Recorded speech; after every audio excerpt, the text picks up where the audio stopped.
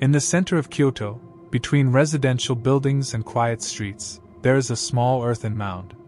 No statues. No pomp. No plaque dedicated to heroes. And inside, human noses. Thousands. Tens of thousands. They were brought here over 4 centuries ago. Collected on foreign soil, salted in barrels, transported by sea, and buried as evidence. This place is called Mimizuka. Nose Hill.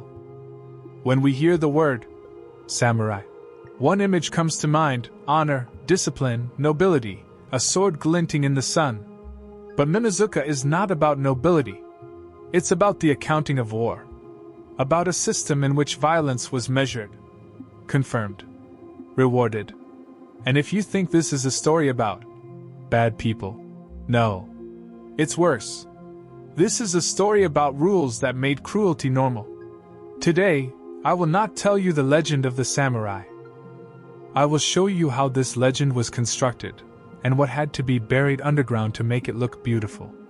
Because myth is always more convenient than truth, especially when myth helps to control people. The word samurai did not originally mean warrior. It comes from the verb to serve. Samurai were servants, armed, but still servants. Early medieval Japan did not look like an empire of the sword, but rather like a country that was difficult to hold together: mountains, scattered islands, weak central control. And most importantly, in many regions, imperial power was only nominal. So instead of maintaining a large centralized army, the state did a simple thing: it delegated violence. Want land? Want status? Then go and fight. And so, service became a career. From the very beginning, it was a culture where winning was not enough. Someone had to see it, confirm it, record it. Rewards were not given for intentions. They were given for results that you could show. This is where a terrible logic is born. When proof is more important than a person, trophies appear. Records appear. Victory packages appear. And a century later, this logic will lead us to Kyoto, to a small hill, to Mimizuka. Next, we will go step by step. How the reward system made cruelty the norm, how honor became a show, and why the true samurai code became popular, not during the war, but after the war ended. When violence becomes work, it needs to be accounted for. The samurai system understood a simple thing very early on. Victory is not what you feel. It is what you can show. On the battlefield, it was important not only to survive, and not only to win. You had to prove that you had made your contribution. That is why the concept of trophies emerged. Initially, it was a means of administration. The commander had to know who to reward, who deserved land, who deserved rice, who deserved a promotion. Without proof, there was no reward. And this is where the system begins to change people's behavior. When reward depends on visible results, violence ceases to be a last resort. It becomes a tool for accountability. Over time, trophies became standardized. The enemy's head was the ideal proof. It could be counted, shown, recorded. But even that didn't always work. In large campaigns, heads would spoil. They were difficult to transport. They took up space. And then an even simpler solution appeared. A part of the body that carries identity, but does not require the whole body. The nose. Or the ear. It sounds horrible. But in the logic of the system, it is effective. Less weight. Easier to count. Easier to prove participation. That is why Mimizuka is not the sadism of individuals. It is the end of a long chain of decisions, where each step seemed practical. And now, about another mechanism of control. Seppuku. Later it will be called noble suicide. But in its early form, it was a way to manage reputation. In a world where honor is currency, the worst thing that could happen to a warrior is not death.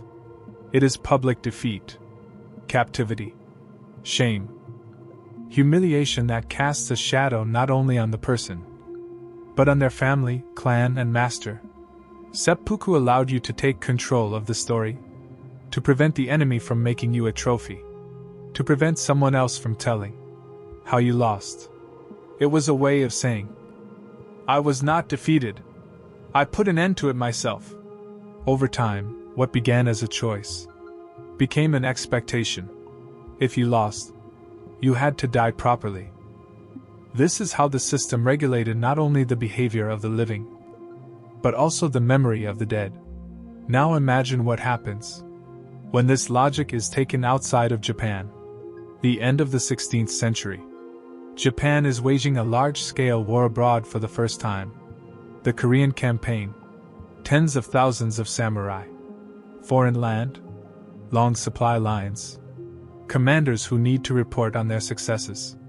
The old system of proof is working again, but on a much larger scale. Heads are difficult to count. Bodies are even more difficult. And then the system does what it always does. It optimizes. Noses and ears are collected in barrels. They are salted. They are transported by sea. They become numbers. Units of account. The basis for rewards. When the war ends, another question arises. What to do with this now? It is impossible to turn back. To destroy it means to erase the evidence. And then a small hill appears in Kyoto. Without statues. Without explanations. Mimizuka. A monument not to victory, but to a system that demanded evidence. And never asked at what cost it was obtained. And to understand how Japan got to this point, we have to go back to the very beginning. To a time when the word samurai did not yet mean warrior. The word samurai did not originally mean warrior. It came from a verb meaning to serve. Samurai were, at first, retainers. Men who fought on behalf of someone else. In exchange for land, protection, and status. To understand how they rose to power, we need to look at early medieval Japan. At the time, Japan was ruled by an emperor, who lived in the capital, far from most of the country. The islands were large, mountainous, and difficult to control. Food was limited. And in the northern regions lived the Ainu, indigenous groups who did not recognize imperial authority. The imperial court had little interest in long-distant wars. So instead of maintaining a centralized army, it delegated violence.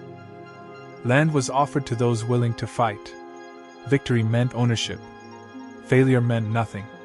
Local leaders gathered small groups of armed men. These men trained constantly.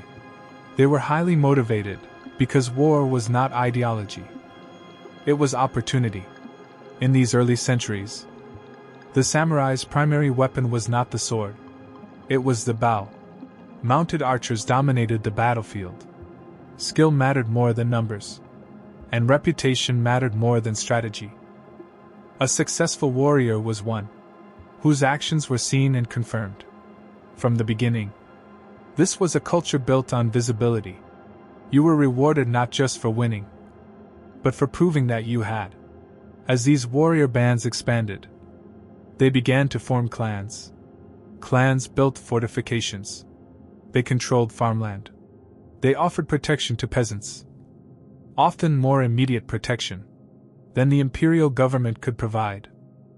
Slowly, people migrated away from imperial lands and towards samurai-controlled territories. Power followed food. Food followed land. And land followed violence. By the time the imperial court understood what was happening, it was already too late. The emperor still existed, but real power was shifting. Not through reform. Not through law. But through armed service. Paid in rice, land, and status. The samurai were no longer just servants. They were becoming a ruling class. As samurai clans grew stronger, conflict became inevitable. At first, these wars were small. A border dispute. A disagreement over taxes. A contested road or rice field. But over time, something changed. Violence stopped being a last resort. It became a method of negotiation. Samurai culture began to treat war not as chaos, but as a career system. Success in battle brought land. Land brought food. Food allowed a lord to hire more warriors. And with every victory, a clan's reputation grew. Reputation was everything. In this world, honor was not an abstract moral idea. It was currency. A samurai's value depended on public recognition. Others needed to see what he had done, hear about it, confirm it. That is why proof mattered. After battles, warriors presented trophies to their commanders. These trophies demonstrated not just survival, but contribution. Over time, this practice became increasingly formalized.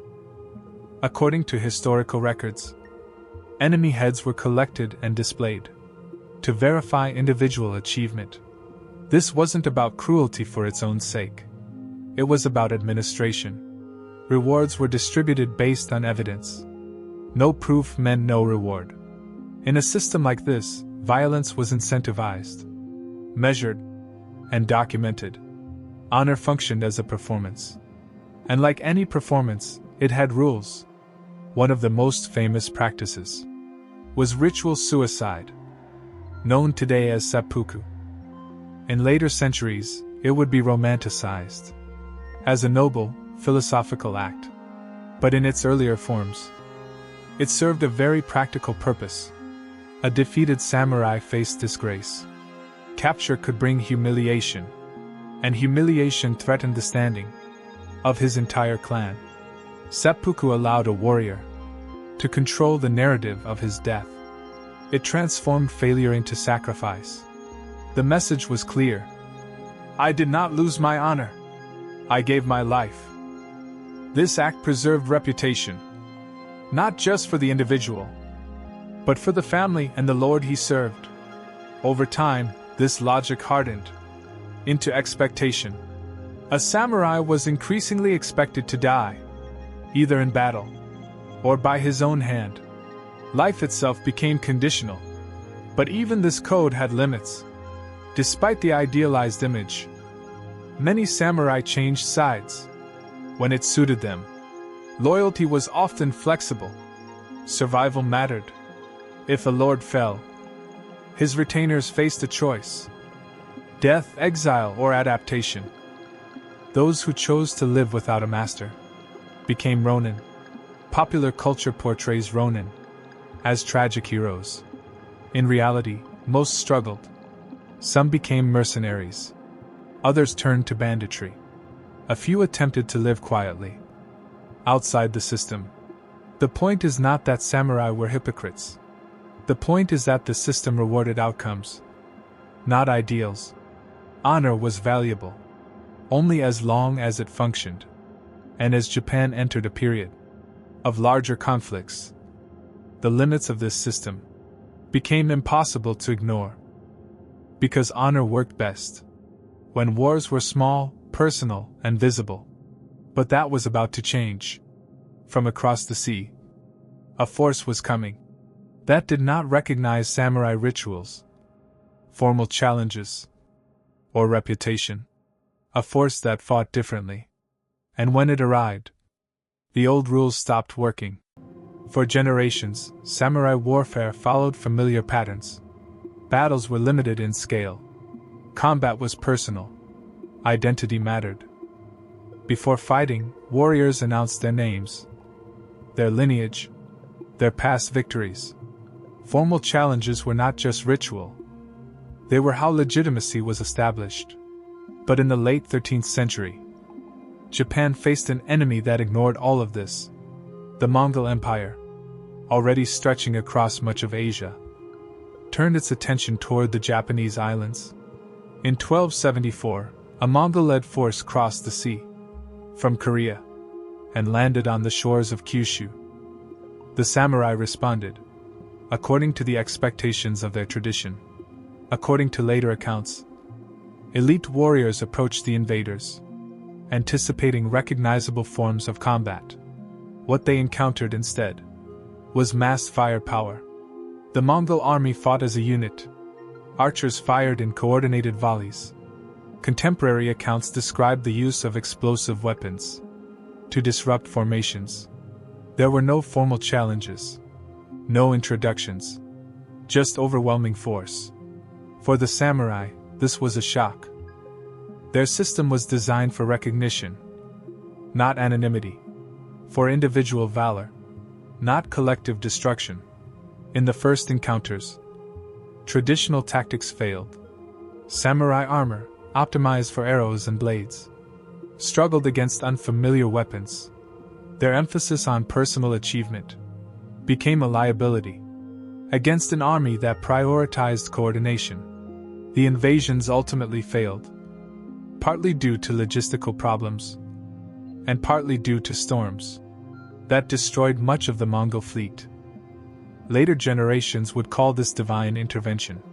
But from a military perspective, the lesson was clear. The samurai way of war was no longer sufficient. Japan was entering an era where scale mattered more than ceremony. After the invasions, samurai leaders began to adapt. Weapons were redesigned. Armor became heavier. Tactics shifted from individual challenges to coordinated formations. The sword, once secondary to the bow, began to change as well.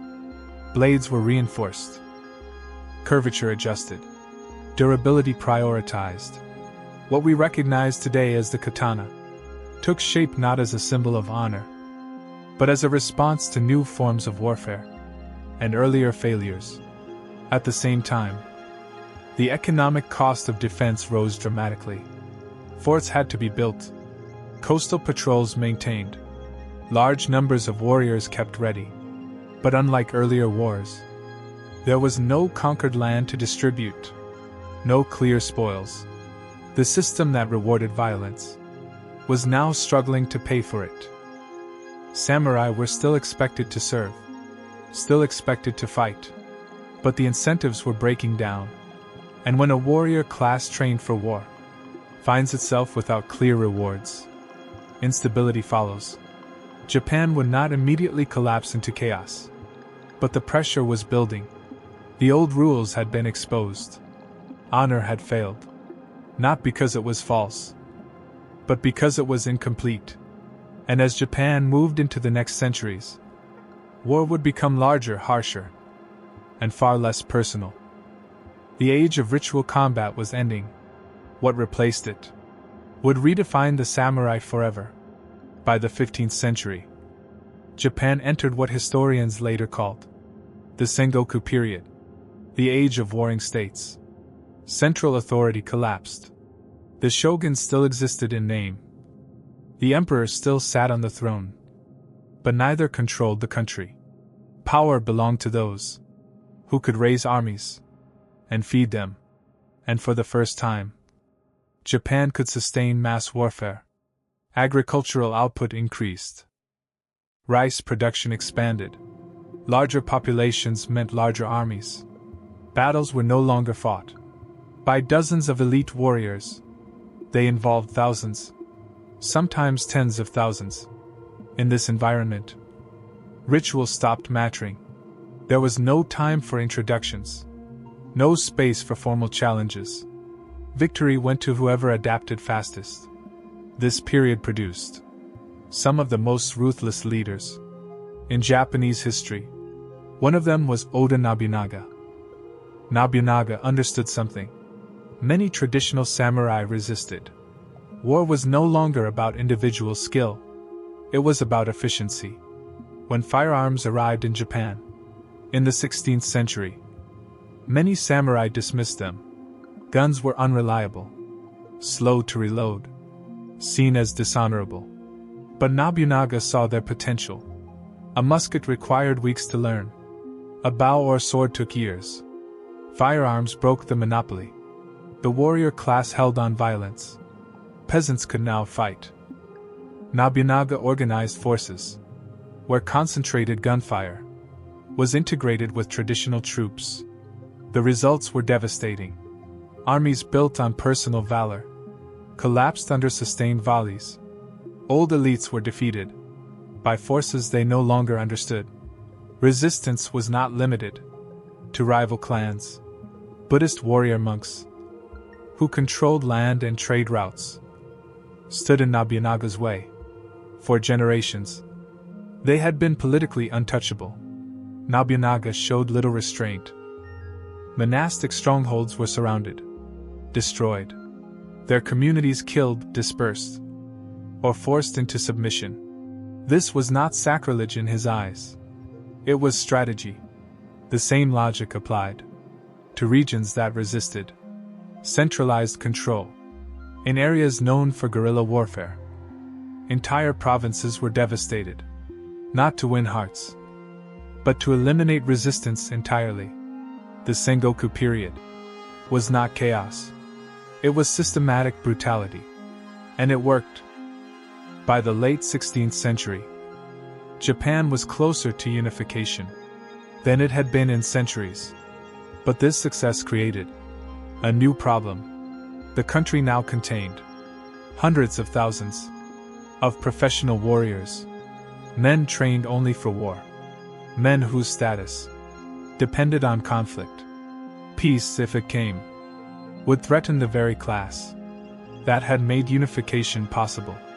That contradiction would define the next phase of Japanese history, because the samurai were about to win everything, and in doing so, they would make themselves obsolete.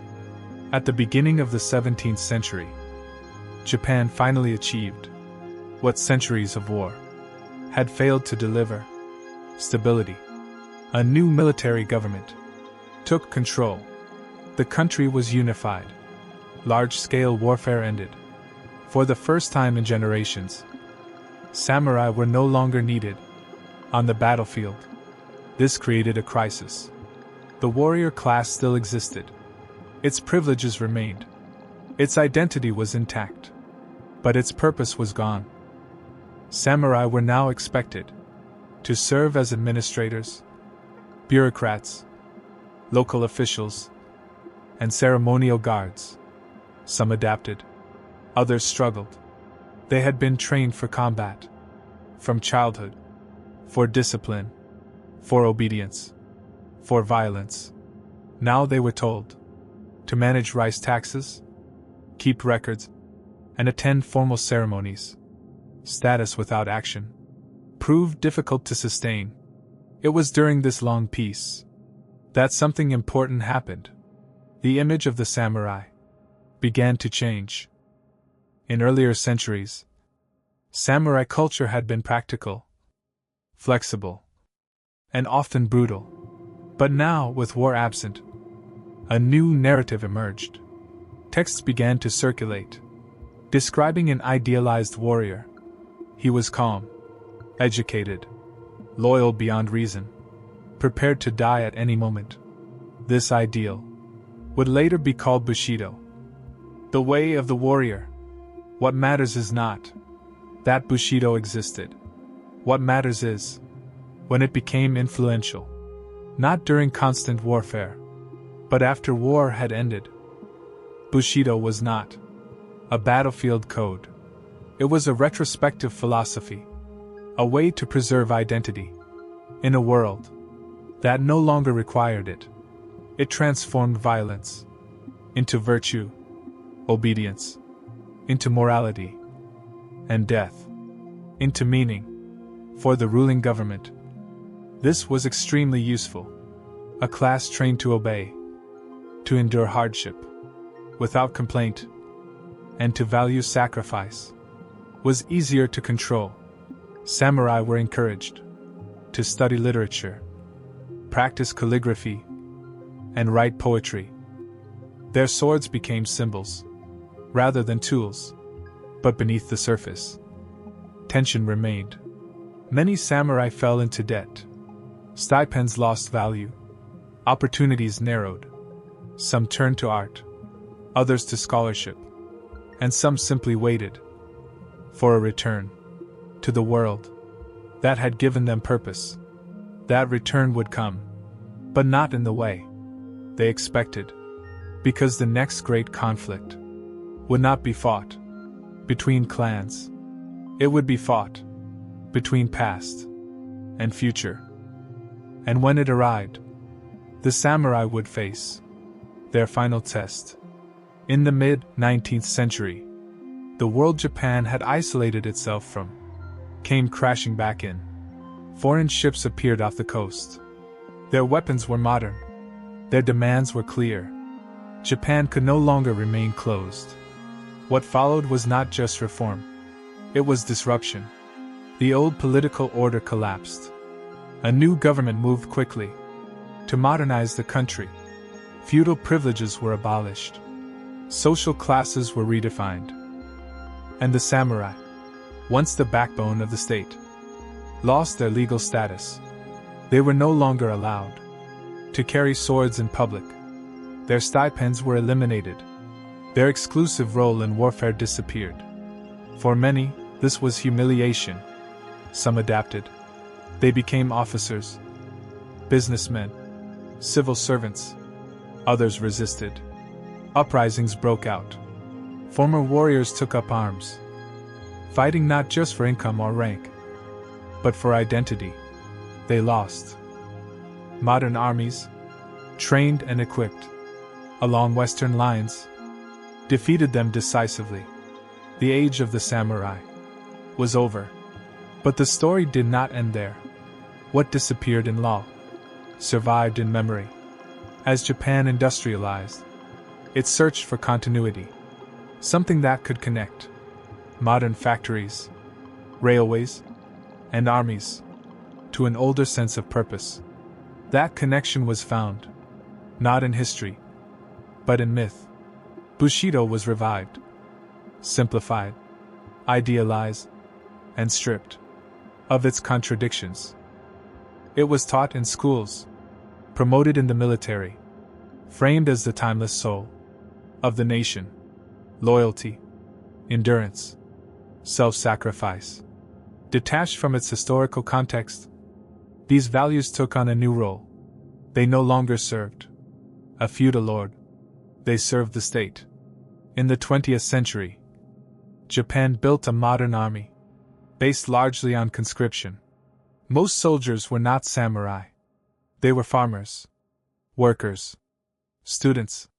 But the language used to motivate them was drawn from the past. Death was reframed as duty, obedience as honor, sacrifice as purity. During the wars of the early 20th century, this mindset produced devastating results. Extreme discipline, dehumanization of enemies, willingness to die on command. The samurai class was gone. But a samurai ideal, filtered through ideology, remained. Near the end of the Second World War, that ideal reached its most literal expression. Young pilots were sent on one-way missions. Their actions were described as noble, necessary, inevitable. The word used for them came from an older story, a storm that had once saved Japan from invasion, divine wind. After defeat, the country was forced to confront what that legacy had become. Japan rebuilt itself. This time around, industry, technology, and discipline, the values once associated with warriors, migrated again into offices, factories, corporations. Loyalty to the company, endurance without complaint, identity defined by service. The samurai no longer ruled Japan, but traces of their system were still there. In how authority was respected, in how sacrifice was framed, in how history was remembered, and how it was forgotten. The samurai were not monsters, and they were not heroes. They were professionals inside a system that rewarded violence, obedience, and visibility. That system created order. It created suffering. And eventually, it created its own myth. What we remember today is not the samurai as they lived. It is the samurai as later generations needed them to be. Symbols of honor, after honor, had lost its context. Legends of discipline, after discipline, was repurposed. Mounds like Minizuka still exist, quiet, undisturbed. They remind us that history is not just about what happened, but about what we choose to preserve and what we choose to bury.